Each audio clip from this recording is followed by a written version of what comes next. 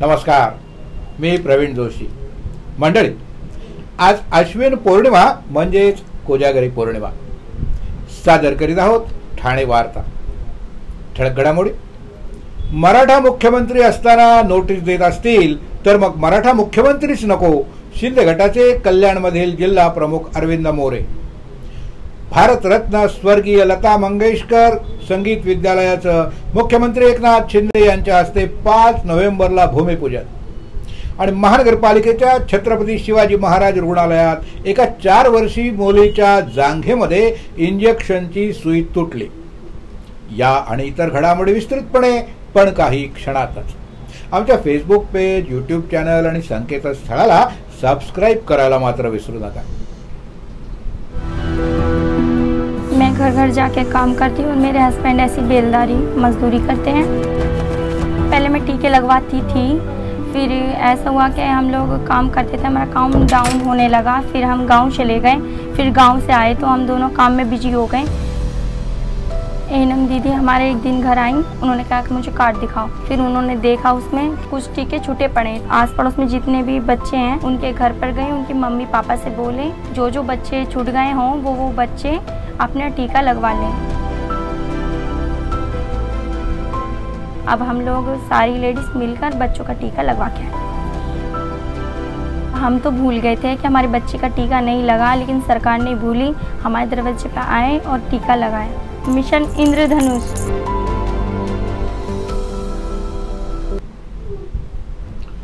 आमच्या सर्व रसिक प्रेक्षकांना ठाणे वार्ता परिवारातर्फे कोजागिरीच्या हार्दिक शुभेच्छा. आज मध्यरात्री अश्विन पौर्णिमा असल्यानं कोजागिरी पौर्णिमा आहे. या दिवशी मध्यरात्री लक्ष्मी विचारते, को जागरती, म्हणजेच कोण कोण जागा आहे. निद्रेतून जागं नव्हे तर अज्ञान, आळस, अस्वच्छता, अनिती यांच्या निद्रेतून कोण जागा आहे. जे जागे आहेत त्यांच्यावर ती प्रसन्न होते. आज खंडग्रास चंद्रग्रहण देखील आहे. मध्यरात्रीनंतर 1:05 चंद्रग्रहणाला प्रारंभ होईल आणि रात्री 1:44 ग्रहण मध्य होईल. त्यावेळी 6% चंद्रबिंब पृथ्वीच्या छायेत येईल. ग्रहण रात्री 2:23 सुटेल. आज रात्री कोजागिरी आनंदाने साजरी करा आणि आकाशात चंद्रग्रहणही नक्की पहा. यापूर्वी 2004 मध्ये कोजागिरीच्याच दिवशी चंद्रग्रहण झालं होतं. पुढच्या वर्षी 2024 मध्ये एकही ग्रहण भारतातून दिसणार नाही. 7 सप्टेंबर 2025 खग्रास चंद्रग्रहण मात्र भारतातून दिसेल. कोजागिरीच्या दिवशी खग्रास चंद्रग्रहण 18 ऑक्टोबर 2032 रोजी होईल, असं खगोल अभ्यासक दाकृ सोमण यांनी सांगितलंय. राष्ट्रीय काँग्रेस पार्टीचे महाराष्ट्र प्रदेशाध्यक्ष खासदार सुनील तटकरे यांच्या हस्ते ठाणे महानगरपालिकेचे माजी विरोधी पक्षनेते नजीब मुल्ला यांची राष्ट्रवादी काँग्रेस पार्टीच्या प्रदेश सरचिटणीसपदी आणि महाराष्ट्र प्रदेश अल्पसंख्याक विभागाच्या निरीक्षकपदी नियुक्ती करण्यात आली आहे. सामाजिक आणि राजकीय क्षेत्रातील नजीब मुल्ला यांचा वावर, तळागाळातील माणसांशी त्यांनी जोडलेली नाळ, जनसामान्यांचे प्रश्न सोडवण्याची त्यांची हातोटी यामुळं राष्ट्रवादी काँग्रेस पार्टीच्या प्रदेश सरचिटणीसपदी आणि महाराष्ट्र प्रदेश अल्पसंख्याक विभागाच्या निरीक्षकपदी नजीब मुल्ला यांची नियुक्ती करण्यात आली आहे. पोलीस दलातील कर्मचारी यांना नियमित आणि सातत्यपूर्ण सहभागांती 5 किलोमीटर अंतर सहज धावण्याचं उद्दिष्ट साध्य करण्यासाठी तसंच स्वतःची शारीरिक क्षमता विकसित करण्यासाठी सरदार वल्लभभाई पटेल राष्ट्रीय पोलीस अकॅडमी हैदराबादचे 75 वर्ष पूर्तीनिमित्तानं फिट राईज 75 दिवसीय फिटनेस कार्यक्रमाचं आयोजन करण्यात आलं होतं. त्याचवेळी ठाणे पोलीस आयुक्तालयाचे वतीने माजिवडा या ठिकाणी 5 किलोमीटर मॅरेथॉनचं आयोजनही करण्यात आलं होतं. या मिनी मॅरेथॉनमध्ये पोलीस सह आयुक्त दत्तात्रय कराळे, पोलीस उपायुक्त वाहतूक शाखा विनयकुमार राठोड, पोलीस उपायुक्त गणेश गावडे, पोलीस उपायुक्त अमरसिंह जाधव यांचे सह सहाय्यक पोलीस आयुक्त, पोलीस निरीक्षक, पोलीस उपनिरीक्षक आणि 500 पोलीस अंमलदार आणि त्यांचे कुटुंबीय यांनी सहभाग घेतला. आदिवासी समाजाचे लाभ धनगर समाजाला देऊ नका या मागणीसाठी संयुक्त आदिवासी आरक्षण हक्क कृती समिती आणि आदिवासी एकता परिषदेच्या वतीनं ठाण्यात गुलाल उधळून भव्य मोर्चा काढण्यात आला। यावेळी आदिवासी क्रांती सेनेचे अध्यक्ष अनिल भांगरे, नंदुरबारचे आमदार आमशा पडवी, आदिवासी नेते हंसराज खेवडा इत्यादींच्या नेतृत्वाखाली मोठ्या संख्येनं आदिवासी बांधव मोर्चात सहभागी झाले होते। भर दुपारी गगनभेदी घोषणा देत साकेत मैदानातून ठाणे जिल्हाधिकारी कार्यालयाकडे कूच करीत मोर्चेकऱ्यांनी मागण्या मान्य न झाल्यास महामार्ग बंद करण्याचा इशारा दिलाय। यापुढील बातम्या एका छोट्याशा ब्रेक नंतर। कुठे जाऊ नका, पाहत रहा फक्त ठाणे वार्ता। आपण पाहत आहात श्री स्थानक वाहिनी, ठाणे जिल्ह्याचं मुख्य व्यासपीठ। ठाणे वार्ता पहा श्री स्थानक वाहिनीवर। आता सकाळी 9:15 पासून रात्री 9:15 पर्यंत ठाणे वार्ता, ठाण्यातील पहिलं दृकश्राव्य माध्यम। ठाणे वार्ता आणि श्री स्थानक वाहिनीचं लाईव्ह स्ट्रीमिंग ठाणेवार्ता.com वरील लाईव्ह स्ट्रीमवर क्लिक करा आणि अगदी मोबाईलवरही ठाणे वार्ता श्री स्थानक वाहिनीचा आनंद लुटा। यासाठी आमचं ॲप डाउनलोड करा। आपला परिसर स्वच्छ आणि सुंदर ठेवण्यासाठी ठाणे महापालिकेत सहकार्य करा। ओला सुका कचरा वेगवेगळा जमा करा आणि रोगराईपासून मुक्तता मिळवा। डॉक्टर आणि रुग्णांचं पिढ्यानपिढ्यांचं जिव्हाळ्याचं नातं म्हणजेच डॉक्टर बेडेकर हॉस्पिटल। आता अत्याधुनिक सोयी सुविधा आणि तंत्रज्ञान युक्त वंध्यत्व निवारण केंद्रात IVF आणि टेस्ट ट्यूब बेबीची ही सुविधा।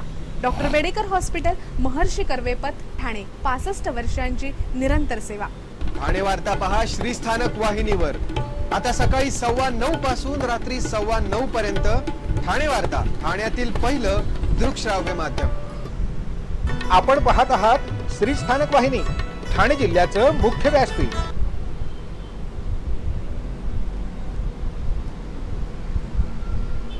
ब्रेक नंतर आपलं पुन्हा एकदा स्वागत। भारतरत्न स्वर्गीय लता दीनानाथ मंगेशकर संगीत विद्यालय उभारण्याच्या कामाचं राज्याचे मुख्यमंत्री एकनाथ शिंदे यांच्या हस्ते 5 नोव्हेंबर 2023 रोजी होणाऱ्या भूमिपूजन सोहळा आणि मतदारसंघातील विविध विकास कामांचा लोकार्पण सोहळ्यानिमित्तानं आयुक्त अभिजित बांगर यांच्या दालनात आमदार प्रताप सरनाईक यांनी भेट घेतली। गानसम्राज्ञी भारतरत्न लता मंगेशकर यांचं 6 फेब्रुवारी रोजी निधन झालं।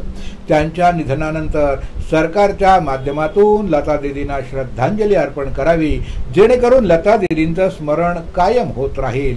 यासाठी राज्य शासनानं लता मंगेशकर विद्यापीठाची स्थापना केली। त्याचप्रमाणे ठाणे शहरामध्ये देखील भारतरत्न स्वर्गीय लता दीनानाथ मंगेशकर संगीत विद्यालय गुरुकुल यांच्या नावानं संगीत विद्यालय चालू करण्यासाठी अनेक कलावंत आमदार प्रताप सरनाईक यांच्याकडे मागणी करीत होते। पोखरण रोड नंबर 1 इथल्या शास्त्रीनगर जवळील रेप्टाकोस ब्रेड कंपनीच्या सुविधा भूखंडावर संगीत विद्यालय उभारण्याकरता राज्य सरकारनं ठाणे महानगरपालिकेला निधी द्यावा अशी आमदार प्रताप सरनाईक यांची मागणी होती। मुख्यमंत्र्यांनी त्यांची मागणी मान्य केल्यामुळे संगीत विद्यालयाच्या कामाला राज्य सरकारच्या नगर विकास विभागाची मंजुरी मिळाली असून हे काम महानगरपालिकेच्या माध्यमातून होणार आहे, असं आमदार प्रताप सरनाईक यांनी सांगितलं। या संगीत विद्यालयाचा भूमिपूजन सोहळा 5 नोव्हेंबर रोजी सकाळी 10:30 वाजता मुख्यमंत्री एकनाथ शिंदे यांच्या हस्ते पार पडणार असून त्यावेळी मंगेशकर कुटुंबीय देखील उपस्थित राहणार आहेत। यावेळी डॉक्टर काशीनाथ घाणेकर नाट्यगृह इथं भारतरत्न लता मंगेशकर यांनी गायलेल्या विविध मराठी हिंदी गाण्यांचा कार्यक्रम देखील होणार आहे। या संगीत विद्यालयातून संगीत विद्येचा अभ्यासक्रम सुरू करून ते मुंबईत प्रस्तावित असलेल्या संगीत विद्यापीठाशी संलग्न करून ठाणे शहराच्या संगीत विद्यालयात शिकणाऱ्या विद्यार्थ्यांना मान्यवर संगीत तज्ञांकडून संगीताचे धडे दिले जाणार असून अधिकृत संगीत विद्यार्थीची पदवी प्राप्त होणार आहे। तसंच या संगीत विद्यालयामध्ये हार्मोनियम, तबला, गिटार, बासरी इत्यादी वाद्यांचं देखील प्रशिक्षण देण्यात येणार आहे। त्यामुळं यातून नवीन गायक, गायिका, वादक, कलाकार घडतील, असं आमदार प्रताप सरनाईक यांनी सांगितलं। मराठा आरक्षणासाठी बसणाऱ्या मराठा कार्यकर्त्यांना पोलीस प्रतिबंधात्मक उपाय म्हणून मराठा मुख्यमंत्री असताना देखील नोटीस देत असतील तर मग मराठा मुख्यमंत्रीच नको अशी कठोर भूमिका शिंदे गटाचे कल्याणमधील जिल्हा प्रमुख अरविंद मोरे यांनी शुक्रवारी घेतल्यानं एकच खळबळ उडाली. कल्याण तहसीलदार कार्यालयासमोर मराठा आरक्षणासाठी आणि मनोज जरांगे पाटील यांना पाठिंबा देण्यासाठी मराठा क्रांती मोर्चाचे साखळी उपोषण सुरू केलं. या उपोषणाला पोलिसांनी परवानगी नाकारली आहे. या उपोषणात मराठ्यांचे नेते शिंदे समर्थक जिल्हा प्रमुख अरविंद मोरे सहभागी झाले असून त्यावेळी त्यांनी मराठा आरक्षणासाठी कार्यकर्त्यांनी बसू नये म्हणून पोलिसांनी नोटिसा दिल्या आहेत. म्हणजे पोलीस देखील मराठा आरक्षणाच्या विरोधात आहेत हे दिसून येतं. राज्यात मराठा मुख्यमंत्री कार्यरत असताना पोलीस नोटीस देण्याची हिंमत कशी काय करत असतात, तर मग मराठा मुख्यमंत्री नको अशी आक्रमक भूमिका मोरे यांनी घेतली आहे. सकल मराठा समाजाच्या मागणीप्रमाणे सरकारनं मराठ्यांसाठी आरक्षण मंजूर केलं नाही तर आपण कल्याण जिल्हा प्रमुख पदाचा राजीनामा देणार आहोत असा इशारा मोरे यांनी दिलाय. कळवा इथल्या महानगरपालिकेच्या छत्रपती शिवाजी महाराज रुग्णालयात एका 4 वर्षीय मुलीच्या जांघेमध्ये इंजेक्शन देताना सुई तुटली असून ती 16 दिवस होऊन देखील काढण्यात आलेलीच नसल्याचा गंभीर आरोप राष्ट्रवादीचे नेते जितेंद्र आव्हाड यांनी समाज माध्यमांद्वारे केला. रुग्णालय प्रशासनानं मात्र आरोप फेटाळून लावत मुलीची प्रकृती ठीक असल्याचं स्पष्ट केलंय. छत्रपती शिवाजी महाराज रुग्णालयामध्ये एका 4 वर्षीय मुलगी उपचारासाठी दाखल झाली होती. या मुलीला जांघेमध्ये इंजेक्शन देत असताना सुई तुटली. 16 दिवसानंतर देखील सुई तिथंच आहे. कोणी लक्ष द्यायला तयार नाही. ती सुई काढण्यासाठी एक छोटी शस्त्रक्रिया करावी लागेल असं डॉक्टरांचं म्हणणं आहे. पण त्यासाठी रुग्णालयामध्ये डॉक्टरही नाहीत. आता त्या मुलीचा पाय सुजायला लागलाय. जर त्याच्यात काही बरं वाईट झालं तर त्या मुलीचा पाय कापावा लागेल असा आरोप जितेंद्र आव्हाड यांनी केलाय. इतका निष्काळजीपणा डॉक्टर्स कसं काय करू शकतात आणि मुख्य म्हणजे इंजेक्शन देत असताना सुई तुटतेच कशी असा प्रश्न देखील त्यांनी उपस्थित केलाय. रुग्णालयाचे वैद्यकीय अधिकारी डॉक्टर अनिरुद्ध माळगावकर यांच्याशी संपर्क साधला असता त्यांनी हे आरोप फेटाळून लावले. ते इंजेक्शनची सुई नसून गाईड वायर असल्याचं त्यांनी म्हटलंय.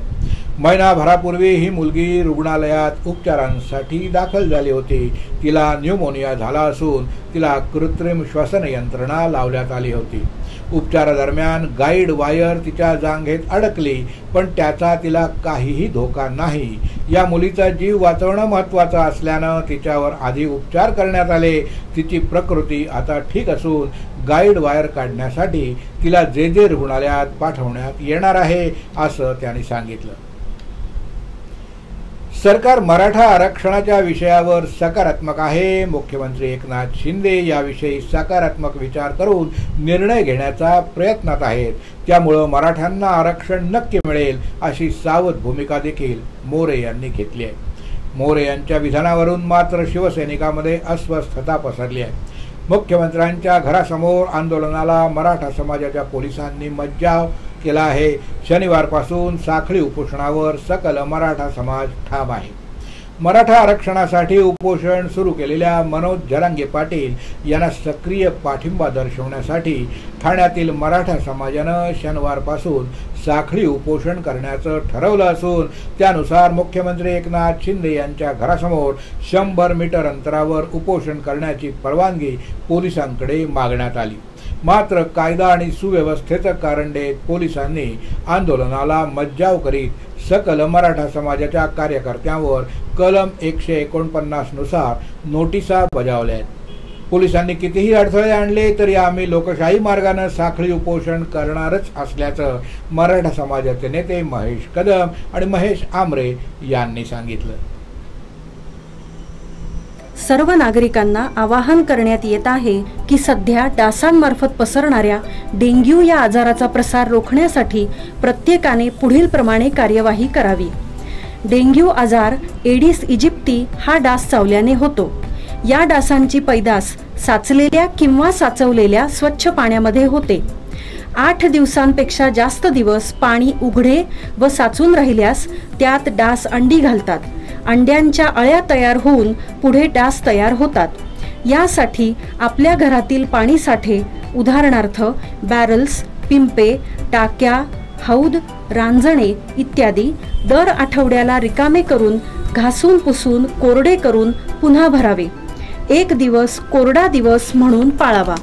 पाणी साठ्यांना घट्ट झाकणे बसवावीत किंवा जुनी साडी, चादर, धोतर यांनी बांधून झाकून ठेवावीत, म्हणजे डास त्यात जाऊन अंडी घालणार नाहीत. घराच्या गच्चीवर, आजूबाजूला, अंगणात कोठेही पाणी साचू देऊ नये. भंगार सामान उघड्यावर टाकू नये. उदाहरणार्थ टायर्स, प्लास्टिक सामान, कुंड्या, टाकाऊ वस्तू इत्यादी.